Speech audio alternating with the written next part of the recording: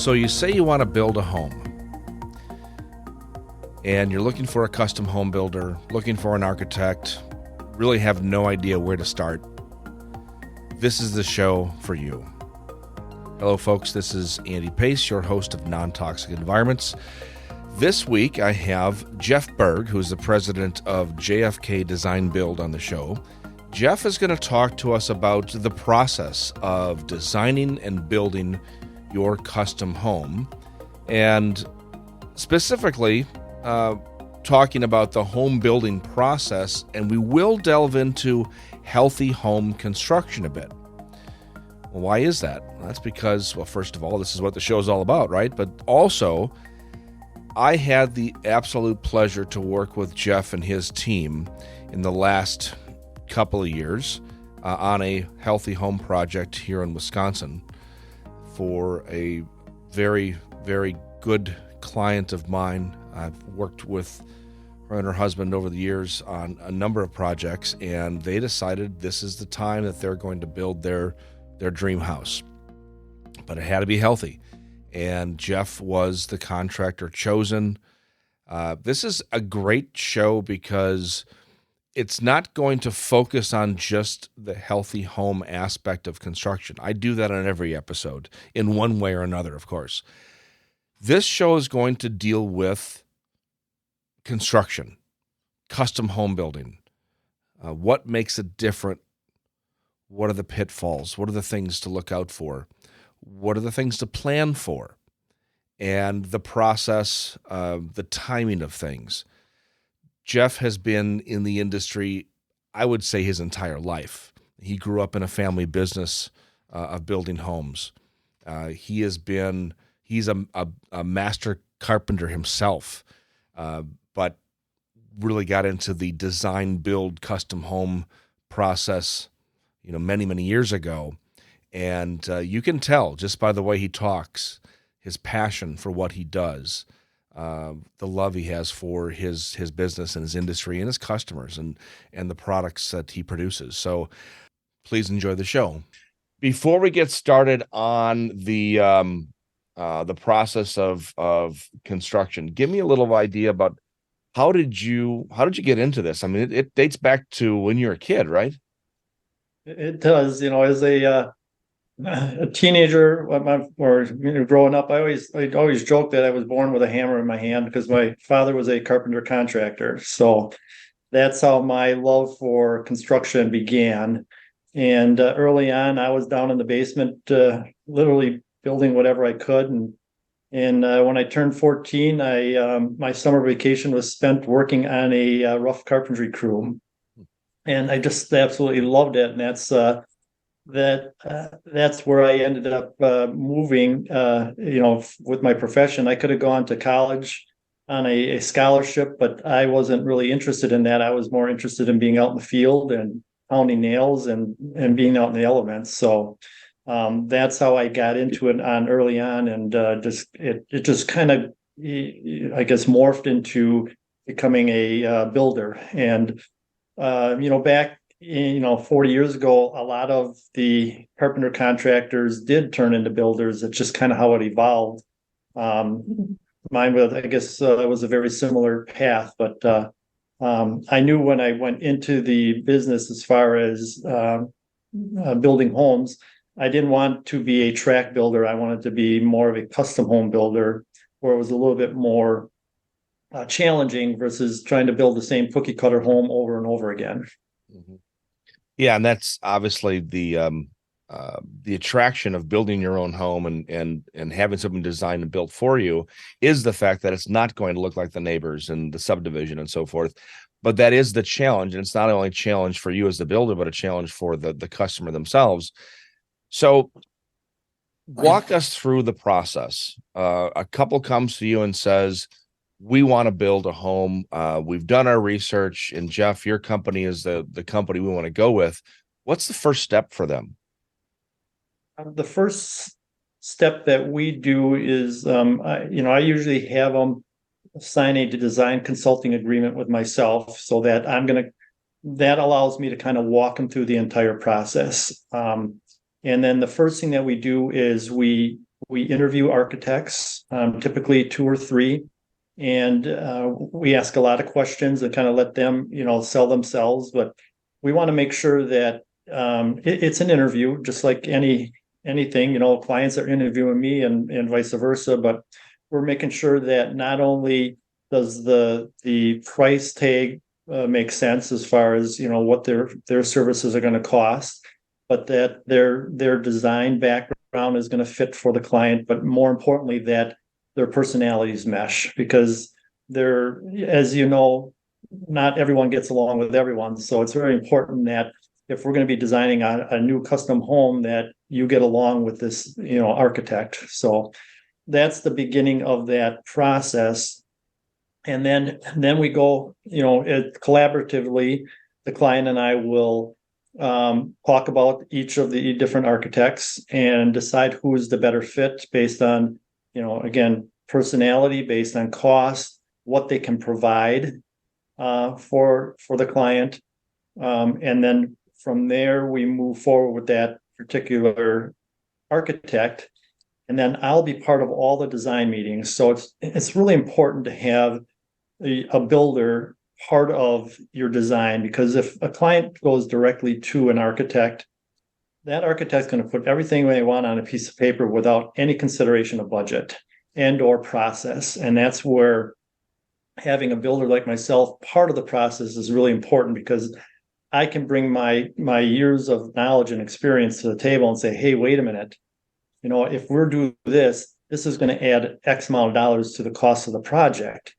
And I'm totally fine with that if you are, but I just want you to be considerate of that, because if you're really stuck on a budget number, then we have to really consider whether or not we want to include, this option or square footage or something like that. Once we get through that whole design process, which usually takes, depending on the client, somewhere between, I would say, 4 and 6 months to have something that is a complete set of construction drawings, which is also the set of plans that we'll use for permitting. I will take those plans and I send them out to bid. So when we're going through the design process, we're talking about numbers and budgets, but it's kind of based a little loosely on square footage cost, because I try to explain to everyone, I can build a 3,000 square foot house that's literally a box, or I can build a 3,000 square foot house that has a couple bump outs on it. It's impossible that it can be the same cost. So because we're starting with a blank piece of paper and we're trying to work with a budget, we're just using general guidelines as far as square foot costs. Once I send those out, the plans out for bid, now we've really narrowed down that budget number, that cost, other than some of the allowances based on selections that ultimately have to be made. But now I can get that price honed down to where we need to make decisions on, okay, this is great, we can move forward, or hey, we have to make some adjustments. Some of those adjustments are literally what we call levers. It could be as simple as, okay, we included the lower level as part of the overall project, meaning a finished lower level. But you know what? Because we still want to move forward, but we need to cut costs, let's remove the cost of that basement. That way we get within our budget range and we can move forward and we can build that basement out any other time. But from that point, once we decided on if we're moving forward as is or removing some of those levers, then we go into contract. From contract, literally once that's signed, I'm already working on procuring building permits and starting to schedule some of the subcontractors. So depending on the size of the house in today's world, if I step back a couple of years ago, I told every client just anticipate a year from the day we dig to the day we move in. And that's just because of the way the economy kind of turned out after COVID, and as far as securing subcontractors and materials, everything just got stretched out so far. So this past year, things have really started to loosen up a little bit. And, I kind of told a past client the same thing, let's anticipate a year. And it turned out we were able to complete the house in about 9 months. So I can feel that it's softening, I guess, as far as labor goes and as far as materials. That's great to hear. And that's certainly something I want to talk about a little bit more. The whole, what the pandemic did to the industry. But a couple of things I want to touch on that you mentioned. First of all is working with an architect. I talk about this with all my clients nationwide, that if you're going to be building a new home, it is very important not just to have a draftsperson, but a true architect working on the project because of the issues like codes and structural engineering and so forth, and also being up on the latest materials and methods, of course. But then coupling it with your experience as the home builder, I can harken back to when I was in commercial construction. And when I was in commercial construction, working with commercial architects, the actual person, the architect working on the drawings, was not the person who was putting together the budget for the project. And so we used to have this saying that they would design the Taj Mahal and let somebody else figure out how to build it and how to pay for it. And so that's kind of what happens when you involve an architect without involving you or involving the builder, to kind of pull back the reins a little bit to say, all right, maybe we're going a little too far in this direction. Here's more of the intent of what the customer wants. So I really appreciate you saying that. Yeah, it really does make sense to have the builder involved just because of that. And a lot of times, there's a different thought process, especially when you go through design. Some people say, let's design it with everything we want, and then we can pull back. But the problem with that is I feel like whenever we pull back, we're never getting that full credit of if we would add it in at a later point in time. So that's why I'd rather design it to fit the budget. And then if you want to add it in later, I think it's just a better end result as far as cost goes. That makes sense. I mean, it's very common for a subcontractor to have X amount in the price, and then they'll say, well, reduce this area by so and so. You would think it would reduce accordingly, the pricing accordingly with the area that they're doing, but it never does. It's always that extra cost that they have in for the change order. Right. So you also touched on this too, the concept that so many builders use across the country when they are talking about pricing is to give their customers a price per square foot. And I don't mind using a price per square foot when it comes to a budget or when it comes to after you've already had drawings complete and you can calculate what that price per square foot is. But to tell a customer beforehand that I can build you a home for $300 a square foot, and then the pricing finally comes back from all the trades and it's double that, that's what upsets me about the whole idea of using price per square foot as a budgetary method, because before you have the drawings done, before you actually choose materials, you have no idea what the customer's tastes are. Do they want brass switch plate covers or plastic? Right. That's exactly right. And that's why it's so hard to do that, especially early on in the process when you're just getting to know and meeting a client, and we're talking about budget numbers. We haven't talked about any finishes at all. And again, you kind of hit the nail on the head. And flooring is a perfect example, or hardwood floors. There's so many different varieties, and it's a different cost price for each one of them. And again, it really touches base on every product that you put in the house. Drywall. There's so many different textures you can put on the wall. And they all have a dollar value attached to it. So without really getting pretty far along into the process, it's really hard to gauge that budget number. But as you get through and you're working through that whole design process, that's when a lot of the information starts to come out from the clients, where they really like, hey, this is what I really like, or this is what I'm anticipating. Then you can start maybe, at least with the design process, fine tuning that square foot cost. It ultimately is not going to be perfect, but at least, I can go, hey, based on what you're telling me, I can tell that our budget number is going to be a little bit low and we need to bump that up a little bit. So, but it usually, it doesn't always work out perfect, but usually we're within a range, which is helpful, as long as the client goes into it knowing that, hey, there's going to be a range. It could go down 5%, it can go up 5%, based on a budget number, but we don't know that until we actually kind of bid it out based on what your preferences are. Sure. And just to remind everybody, this is a custom home. This particular home that you're working on has never been done before. And Correct. if you had a set of 20 plans that you've built in the past, and you know what the costs involved were, and there's economies of scale when you're ordering similar things for similar homes, you can actually put together a budget number per square foot based upon what you just did last week. But in a custom home, everything has to be bid out, specially. So this makes perfect sense.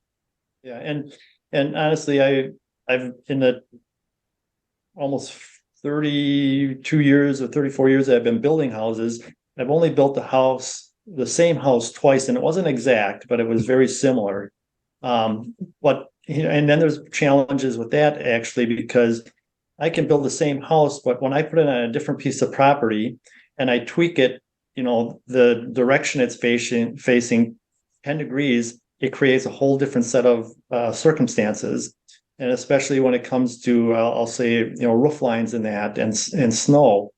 Now, if I turn it 5 degrees one direction, now I start getting snow drifts on the roofs or ice damming and stuff like that, that we never had that issue before. But now, because of the way it's positioned, now we've got different issues that we have to, kind of address.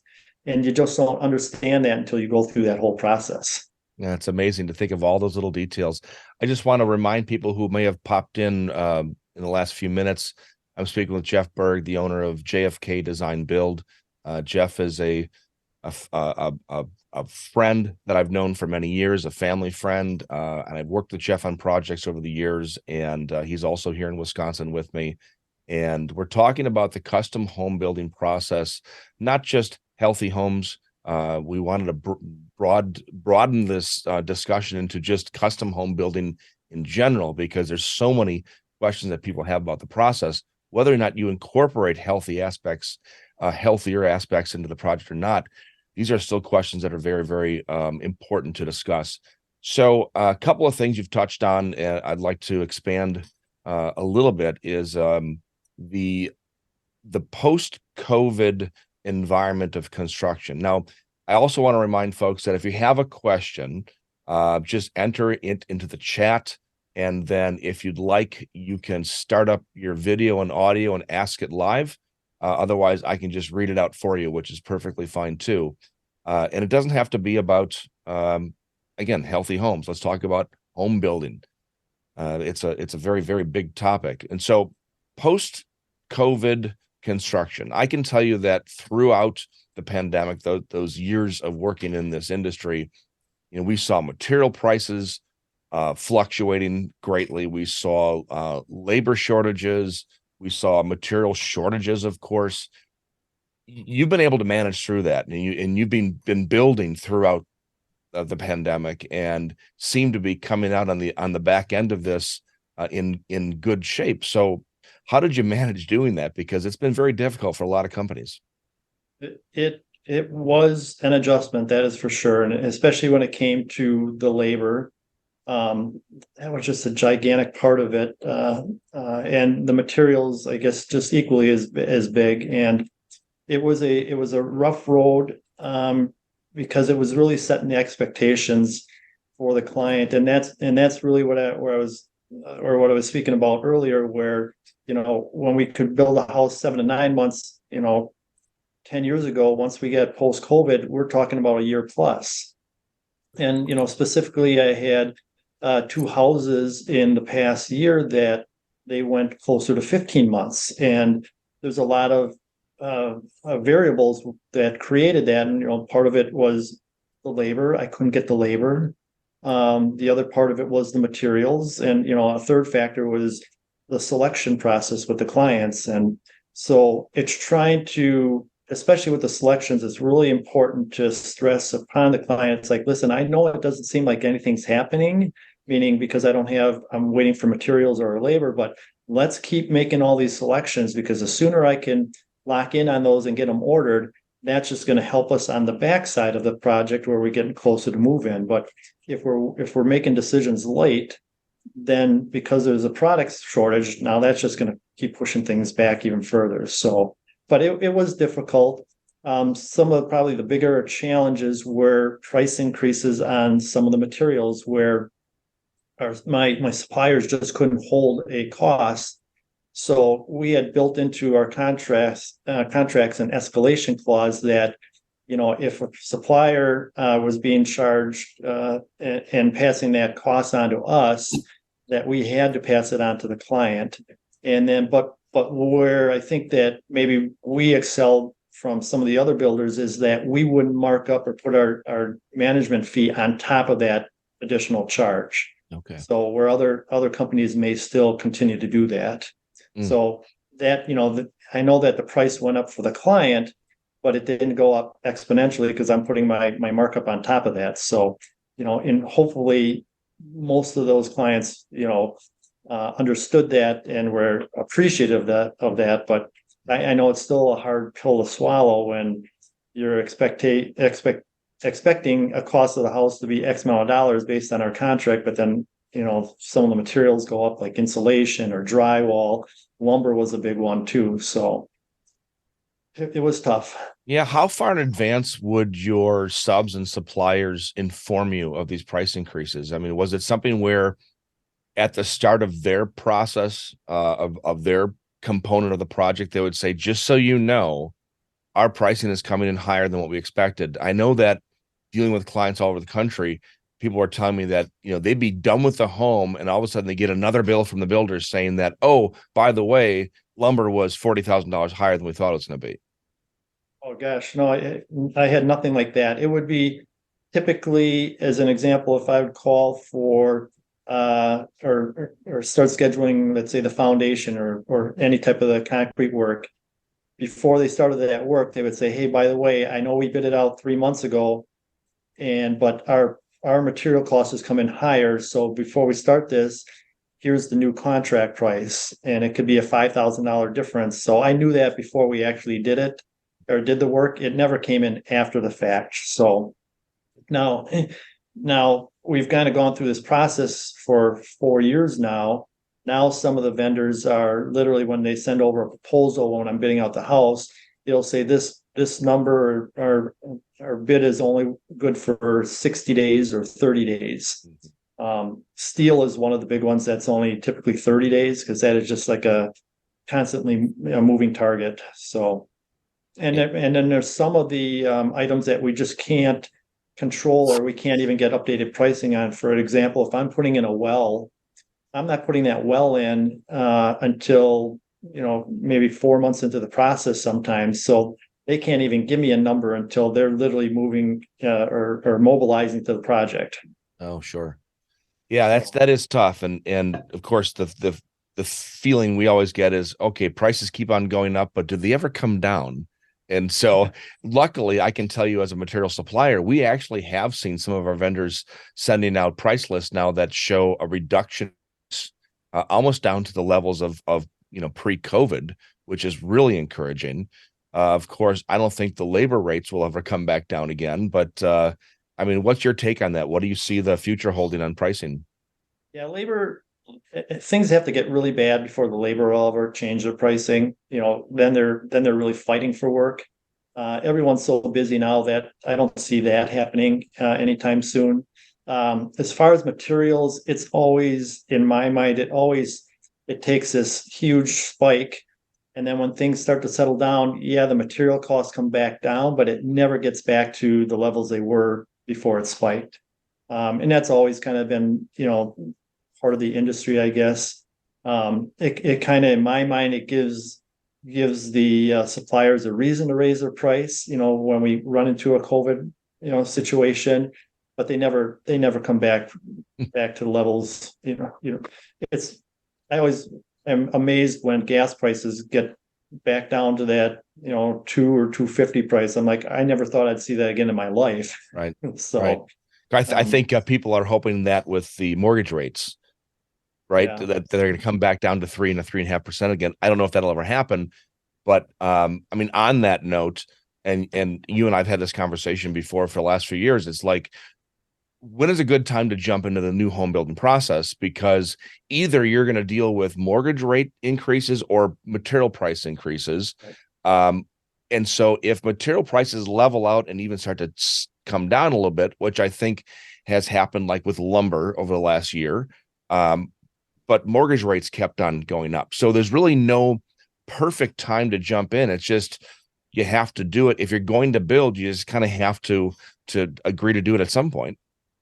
Right. And I've had clients say, hey, we're going to wait for the market to come down a little bit before we decide to build. And normally they're living or currently living in a house. So if the market comes down for, let's say, material costs, typically that means the value of your home is coming down as well. So it's always this unilateral move. So it's just a matter of what I always say, you got to get on the merry-go-round. That's all I can tell you, because if you wait to sell your house at the high price, that also means the material costs and construction costs are at that high end. It's never going to work out that you can sell at the high end and build at the low end. It's just always equilateral. Yeah, it's amazing. And so, I mean, so many people go through this process in their minds, and it's so good to have a builder who not only understands this, but can talk about this with your clients, and it's extremely helpful. So thank you for sharing all of that. Just want to remind everybody again, if you have any questions about the construction process, the custom home building process, feel free to put it in the chat. We did have one person ask if you're building homes anywhere in the U.S., in the Midwest. Jeff is from actually from my area, Lake Country, Wisconsin, southeastern Wisconsin, and you're mainly sticking in the southeastern Wisconsin region. Is that correct? Correct. Yeah. Yeah, I mean, I probably in a 5-county area, Waukesha kind of being the hub. I'm down in Racine, Kenosha, down Walworth, kind of to the south, and then moving north into Ozaukee in Washington County. Okay. And So, honestly, it's, folks, it's everything that Jeff talks about here is something that is applicable to any custom home builder around the country. What I mean by that are the topics, and the way Jeff goes through his process and the things he's discussing specifically are to him and his company. But I think the topics and the questions you might want to ask if you are interviewing builders would all be the same.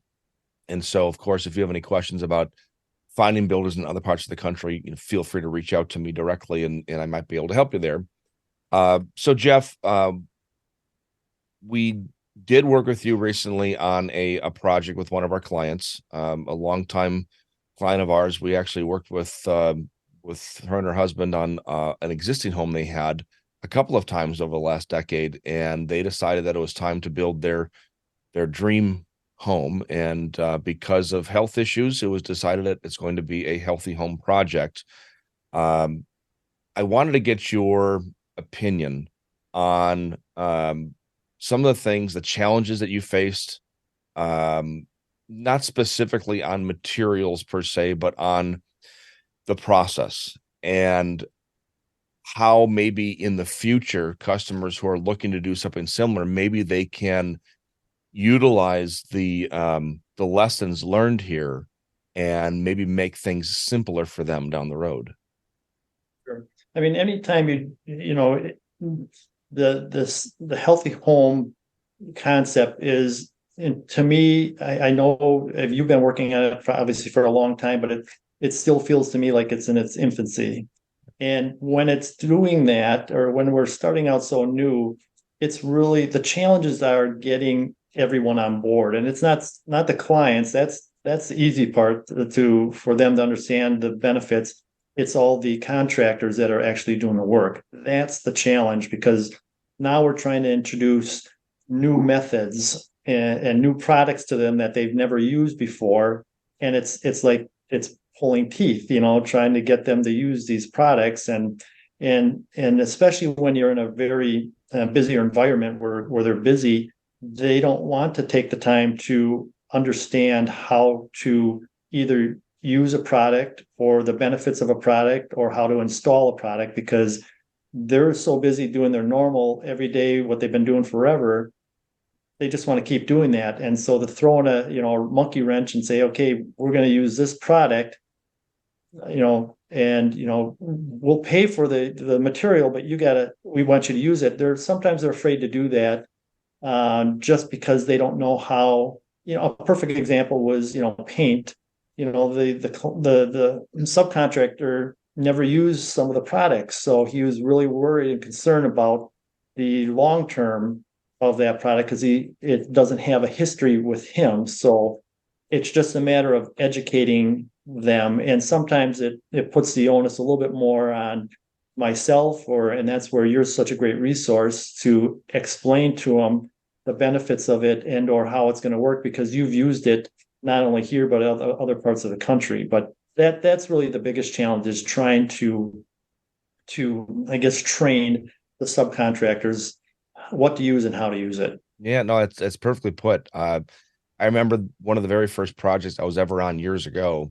We actually had a conference room full of subs and suppliers, and we all got together the same day in that conference room and said, all right, guys, here's the focus of what we're trying to do. We're trying to, and this is actually wasn't a healthy home project. It was a healthy commercial job. It was for a organic food store in Milwaukee.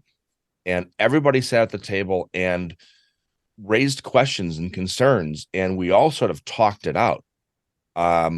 This was probably in the early 2000s, and there was a lot of questions back then. It's actually probably similar to questions that are now. But to get everybody together and to see other trades, the plumber was next to the electrician, was next to the carpenter, next to the roofer, and they all had similar concerns, and it kind of made it easier than after the first question for more hands to raise and ask more, because now they know, okay, well, they're not too proud to ask. I can ask too. The situation that most of my clients get into around the country is, well, the painting contractor or the HVAC contractor said he'll do it, but he's not going to warranty anything. And now, so my response to that is, then find another contractor, because if they're willing to take your money for the work that they do, but then completely wipe their hands of it, that gives them carte blanche to just do a lousy job and then say, I don't know, it must have been the material. And so I can specifically state to your subcontractors that I talked to, they asked questions. They were inquiring about the application or the installation. They wanted to know more, because it sounded to me that they were more invested into this than sometimes happens, where they're being forced into a healthy project and being forced into using materials, and they just do it. They don't even read the label. They just do it. And so I guess the point would be for everybody here, if you are involved in a project like this, understand that you're going to get pushback. It's logical. I mean, these contractors, they get paid to do a job. They know with all their experience how much work they're going to get done in a day. They know what their production levels are, and any wrench thrown into that situation is going to cause delays, and delays they don't get compensated for. And so I perfectly understand their pushback on this. The ones who sort of buy into the project are the ones who will ask questions, maybe even take some time. Heck, I think with your painting contractor, Jeff, we actually worked with him, and he did a number of test applications so that he understood exactly what he was getting himself involved with before he did the project. And when he came back to get more materials and so forth, he said, boy, these are really nice products to work with. I'm very happy with how they're working out. So that makes a big difference in how the overall project goes.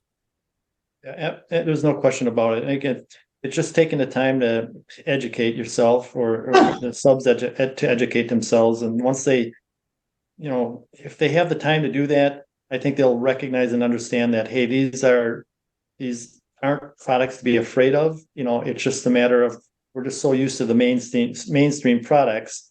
Hey, now we have another product that works just as well, but now it's a healthy alternative, which is just a great selling point for not only me, but for them. So that moving forward, it's just a matter of word of mouth. And it's like, hey, you should use this guy or this painter because he uses this product, and, it's a better product for us in the long term. Yeah, excellent. anything you can glean from that project, and I know you have other clients that you're working with that we've talked with, maybe for future projects, future healthy home projects. And honestly, I would love to be in a position in this industry where we don't even use the term healthy home. It's just a home. I use the term traditional building versus healthy home, and that actually puts a bad light on traditional building. And what I mean by that is I've worked with thousands of clients over the years around the country, and I can tell you that 98% of what's done on a traditional custom home build is perfectly acceptable in my eyes. It's that last 2% where you have to make some really tough choices. And this all depends on the individual client themselves. They may have a sensitivity to certain chemicals. They may have a sensitivity to mold. They may have a sensitivity to bacteria. It could be an issue with sound, with electromagnetic fields. So every client is a little bit different.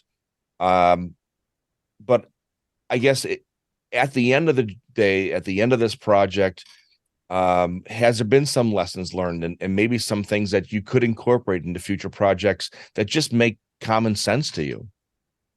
Yeah, absolutely. I mean, and some of the products that I use on a day-to-day basis are almost becoming that which are healthy are almost becoming the norm. And again, it's just going to take some time. A perfect example is the exterior wall sheathing. That Advantech type of product is just it's a healthier product to begin with. It maybe costs a little bit more than your traditional OSB with Tyvek over top of it, but it's now providing a healthy benefit for the client at a marginal cost difference. And I mean, there are definitely benefits for that particular example. Is now I don't have to put that Tyvek paper over the wall sheathing because it's kind of built into the product. Now, it's still a newer product, meaning 5, maybe 10 years old. So it's really you're seeing more and more of it because it's becoming a product that every client or clients want to use. But it's still kind of new. But once you understand or explain the benefits, and once it has had a foothold where it's kind of proven its worth, then it's going to become the norm. And again, that's always the I don't know, I don't want to call it a problem, but the challenge with new products is it needs to prove its worth, its longevity. I can remember back 20 years ago, literally, I built a house right next to my dad, and I put the traditional cedar siding on because I'm a wood guy, and that's the way to do it. And that's kind of right when the fiber cement product party plank came out, and my dad put it on his house. And I'm like, I'm not putting concrete on my house. Are you kidding me? Well, that was probably the dumbest mistake I ever made in my life or decision, because it's turned out to, it's proven its worth, and it's something that I mean, I don't push it, but I highly recommend it because I just think it's a great product because of its long-term life versus using traditional cedar siding, which has so many maintenance issues with it, where you don't have that with a fiber cement. So it's, again, it's some of the products that we're using, it's just going to take some time to catch up because of its, it's a newer product in the industry, and people just don't understand that. And not that they don't want to understand it. It just takes us, you educating people, taking me to educate clients that this is why we should use this product. And there's a particular reason that we do that. And ultimately, it's a better product for us.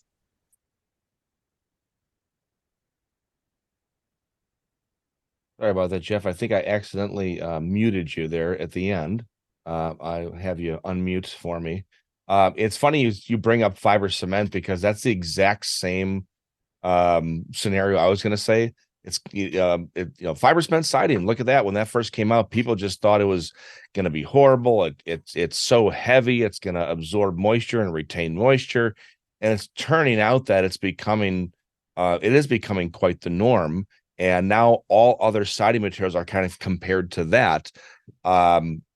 So Heather brought up a good question, and I'm curious to know, now that you've gone through this process, are there any standard practices that you would recommend contractors start with? Now, let's say our audience right now are the contractors themselves.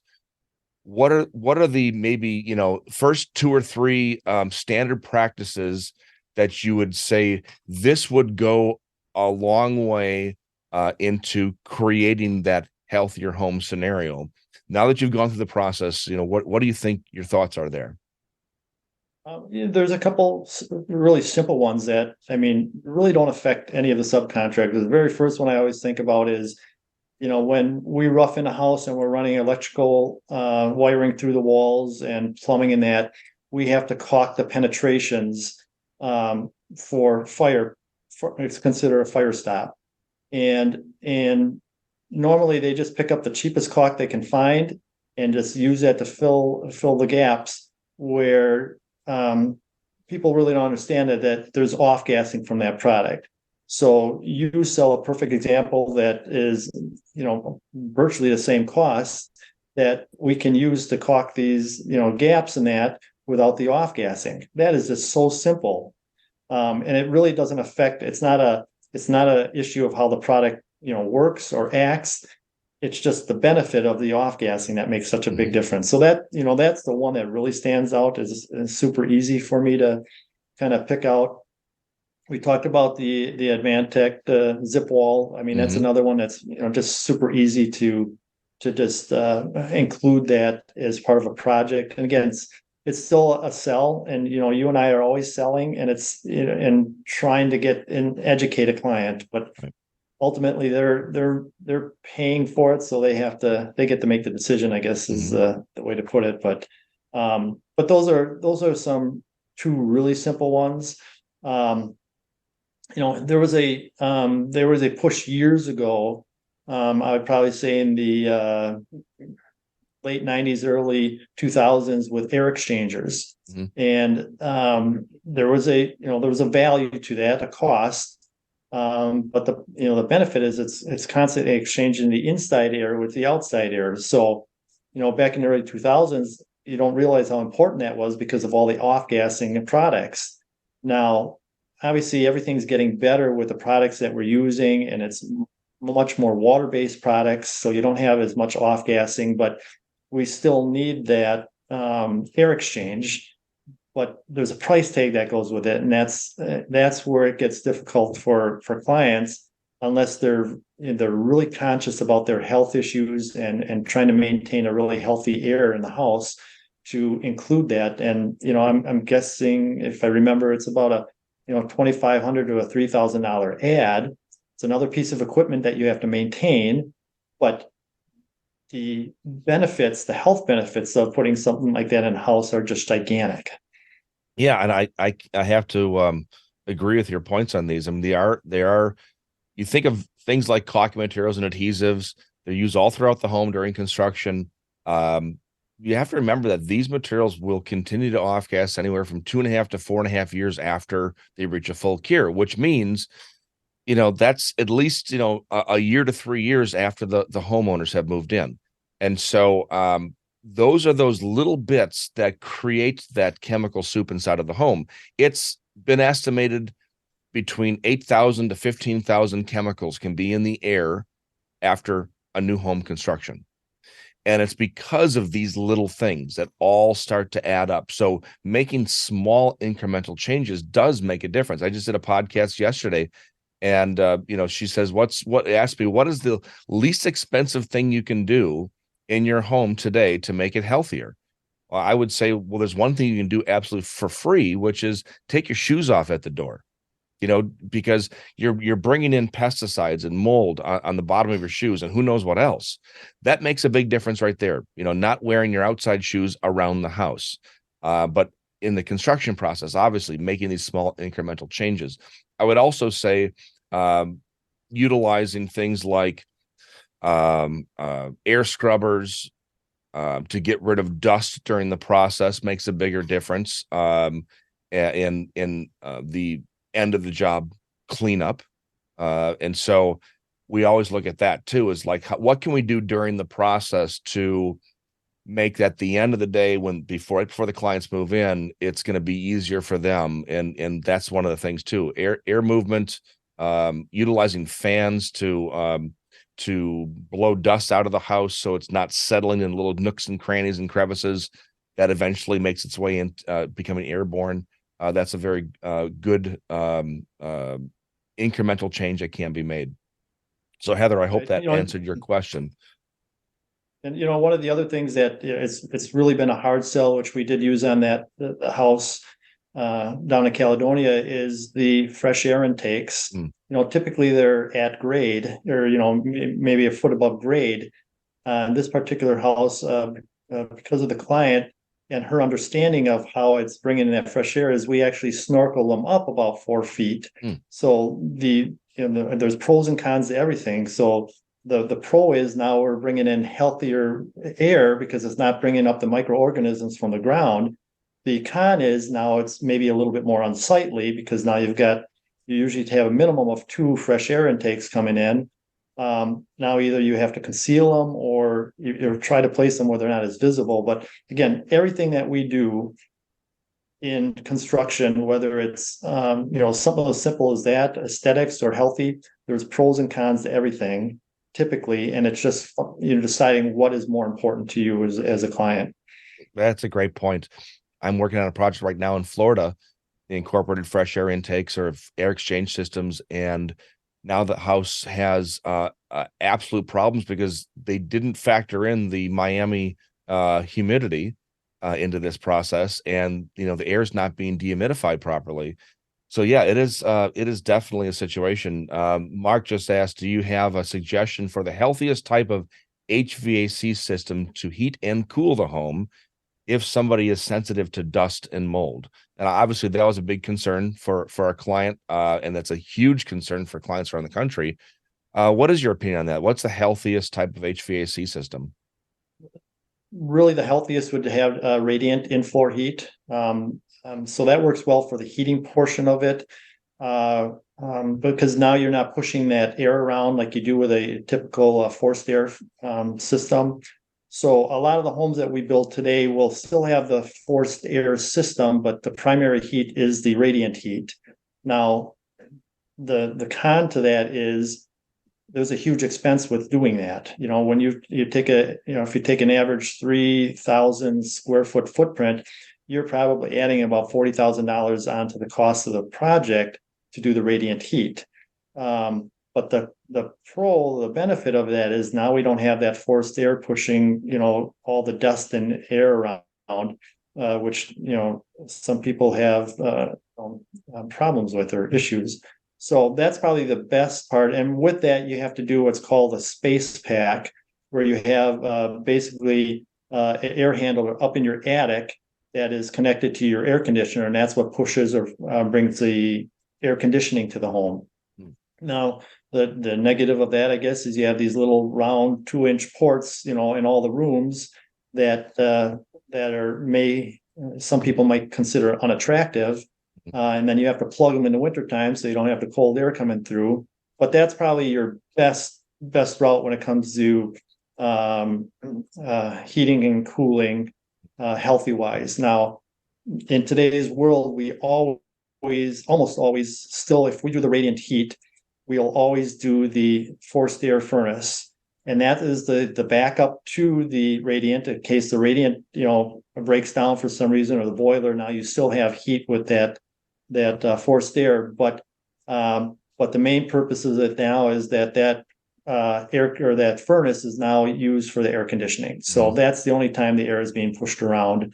And honestly, a lot of people with health concerns aren't using air conditioning because they don't want to close up that house. So they would rather, it's there in case of extreme situations, but a lot of times they're opening up windows and they'd rather have that healthier situation than closing up the house. Well, and that's a perfect example of how every client is different, and so a lot of listeners from all around the world actually, and so they're living in different clients. And here in southeastern Wisconsin, yeah, I mean, it's going to get cold in the middle of winter. It could be 20 below zero, and if you're trying to keep your house at 70, sometimes a radiant system just isn't going to keep there depending on, where you are. If you're up on top of a hill and there's a lot of wind pushing at the house, the other thing is to have both systems means that you can also use a variable speed blower, so that throughout the year, whether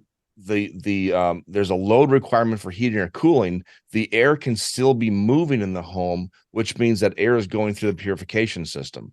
So that adds that component. So you're exactly right. I think that those who do a radiant heat system always have to couple that with another forced air system, so it doubles the cost of your HVAC system. But this is not necessarily true in all climates, of course. And so I just want to put that caveat there. Follow-up question Mark had is, are there any EMF or dirty electricity concerns with radiant floor heating? Well, it depends. With traditional hydronic radiance, no, there is not. You've got a glycol water solution pushing through tubes. So there's no EMF issue with that. With most, I would say most, with some electric in-floor mats that are used for maybe bathrooms or kitchens, you can get those EMF free. There's a company called SunTouch that does a completely EMF free electric mats. So that is something you would have to ask your contractor or subcontractor who's working on the project. Another question to that was, what about ones who are so sensitive they can feel the slight electric fields from the fluids flowing through the heating pipes?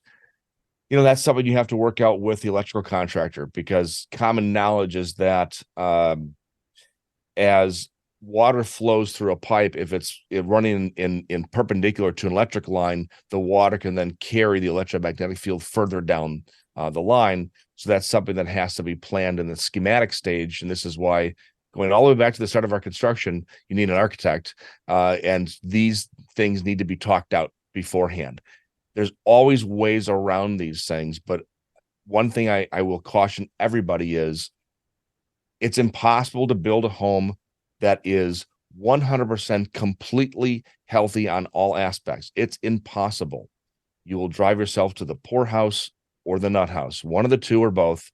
You have to pick and choose what your battles are, and then we create the plan based upon what those answers are. So, Jeff, before we get going here, first of all, any other questions that you might have, folks, please put them in the chat. Otherwise, I'm kind of curious to hear your thoughts on this. What do you see for the short term and long term of the building industry? I mean, there's been a lot of talk about, do we incorporate, because of the lack of labor around the country, do you see more builders and more customers discussing things like prefab components, pre-panelized homes? Is this something that maybe you'd look into in the future if, let's face it, the good carpenters in this country, they're not getting younger. And so how do we move forward with this? Yeah, that's a great question. When it comes to multifamily, that the prefab and pre-construction of walls is pretty prevalent. And it just hasn't quite made it to the residential portion of it. It may someday. Obviously, the benefit, if you can do something like that, is you can really enclose that building fairly quickly. If some of the houses that we build, even at an average house, you're talking about 3 to 4 weeks before you're even putting roof shingles on. So it's really open to the environment. Where if you can prefab it, now you can maybe do this in half the time, but it's going to be a challenge, especially, again, that's one of those things, again, it's just really educating the framers, saying, hey, this is a positive, versus they're so used to hand framing everything on site.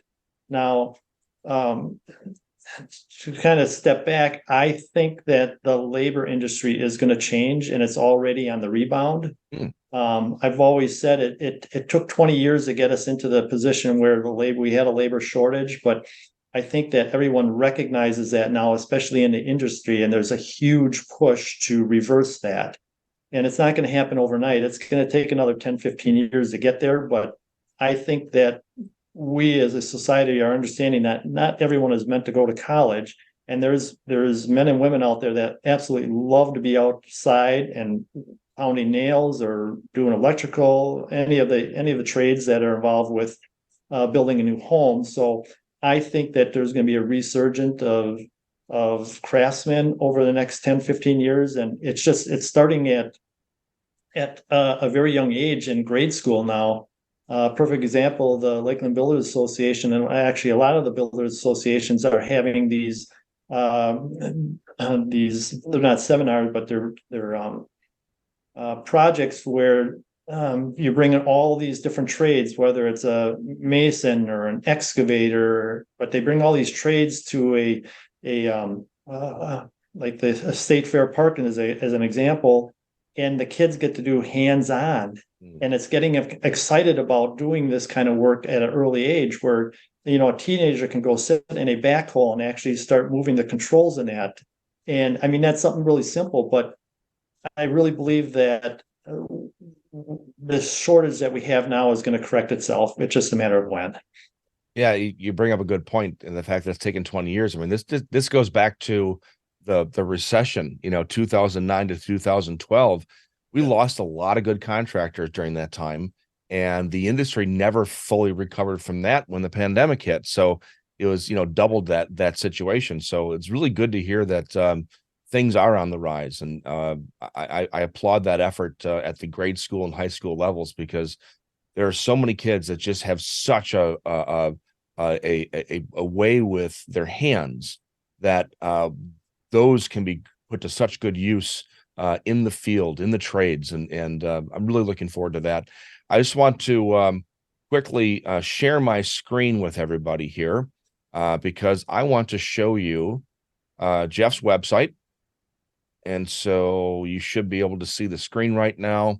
This is actually an article written about the home we were discussing here in Wisconsin. That was a healthy home project that Jeff was a builder on, and I was involved with.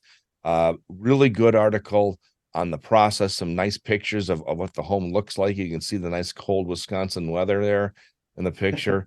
It was, every job I've done over the years, I continue to say this, it's a learning curve, because again, these are custom home projects. They've never been done before, at least not this way. And so we're always learning. I've been at this myself for 32 years. And once I stop learning, I'm done. Then it's time to retire. I've learned more in the last 3 years because of the pandemic and because of people's requirements changing than I have in the previous probably 20 years. So I think it's a very exciting time to be in this industry right now. I think that if you are looking to jump into a home building project, a healthy home building project, it's a good time to do it, because contractors around the country are starting to realize that this is what a large portion of their clientele is looking for.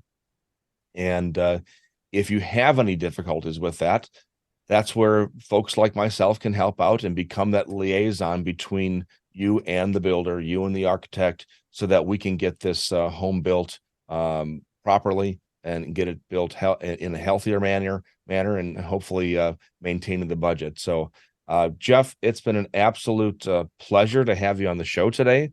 It's obviously a pleasure working with you and your crew on projects, but I look forward to having you back on the show at some time. Well, again, thank you for having me, and I honestly look forward to doing this again. Fantastic. All right, folks. Thank you very much. We'll see you again next week for another episode of Non-Toxic Environments. Take care, everyone.